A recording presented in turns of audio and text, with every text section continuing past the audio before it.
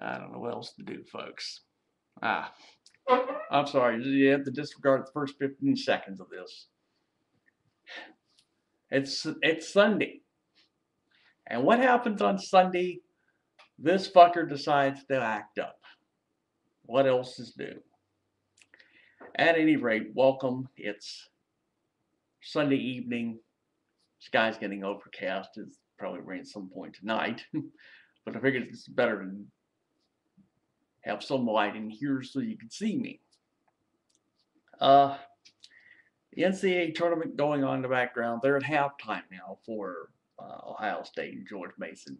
George Mason's getting outmatched. The only question is going to be what the final score will be, in all probability. I'm just waiting on the game at 7 o'clock, which is VCU and Purdue. Almost made a mistake there. No, it's VCU and Purdue. It's Virginia Commonwealth University, which is in Richmond, which is about a 2-hour drive, more or less, from where I live. I have a rooting interest. I think I said this in the last video. I have a rooting interest in this now because, well, I have a nephew that goes to VCU, and he's just going. He's just not playing basketball and not anything like that. So,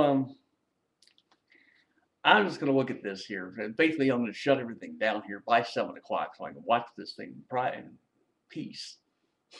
It is a hell of a lot better than what today is.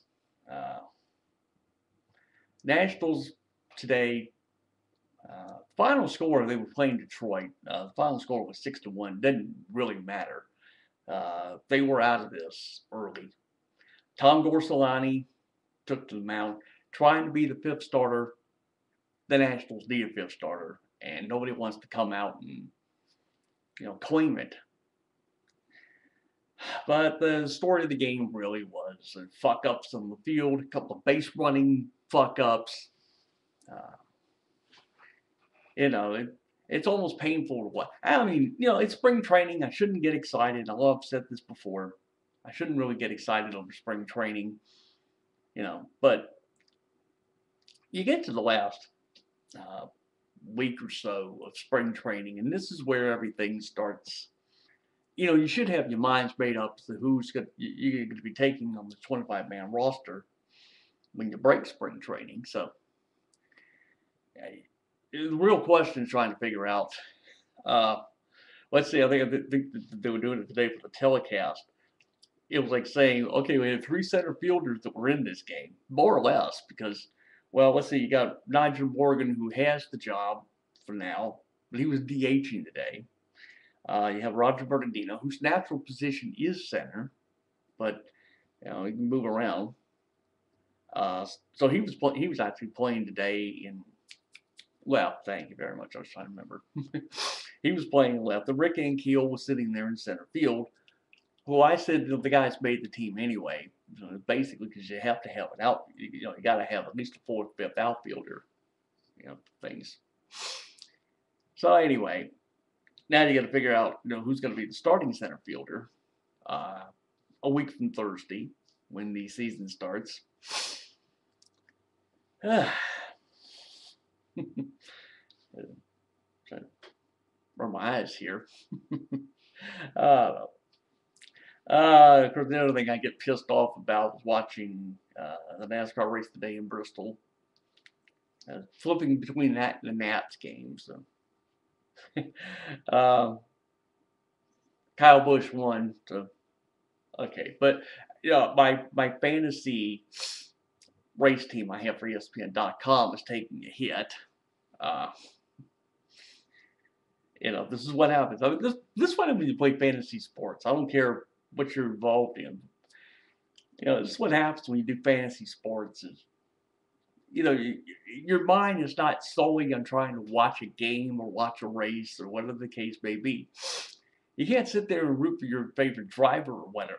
You wind up having to do this fantasy thing, and you have to root. In my case, with doing this, you got to do 5 guys at least. But in my case, 4 of the 5 are absolute locks. I'm not getting rid of them under any circumstance. So it's just I have to stay in there and do one. To rotate every week or so. And that becomes a little harder, because The way they do this on ESPN, they have .com. They give you basically what amounts to $100 million limit, more or less, and you can't go over it, or at least now at the point, try to manage this factor to a point where you try to make decisions, try to stay within a budget. So, and what that means is you're basically getting, having to pick guys that are, you know, guaranteed to finish toward the bottom of the bottom of the race. They're not guaranteed finishing, or bomb out, or whatever the case may be. I don't know why I'm telling all of you all this. It's just Sunday. The one bright light out of all of this is the Wizards won today. They were playing the New Jersey Nets. Now, I was not watching the game. As I said, I was going between watching the Nationals and watching the race. I just figured I'd look at the Wizards, maybe catch the last few minutes of the Wizards game because I'd have to mark it down as a loss, trying to keep track of things. Now, they went and surprised me and won the game, so, okay.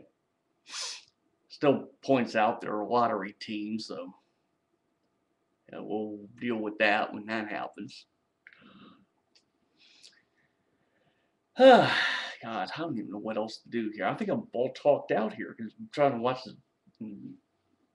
the tournament. I have to tell you, if you get back to that for a moment, there were some absolute stunner games last night, for the tournament. The San Diego State Temple game, which went into double overtime. I just watched it when it went into the first overtime. Yeah. And oh my God, I can't think of what was the other game I was watching that really was a surprise. I know I was watching it and I can't think of it right off the top of my head. I'm sorry, but it was a damn good game. I'm sure I'll remember at some point. I'll probably remember when I turn this damn thing off.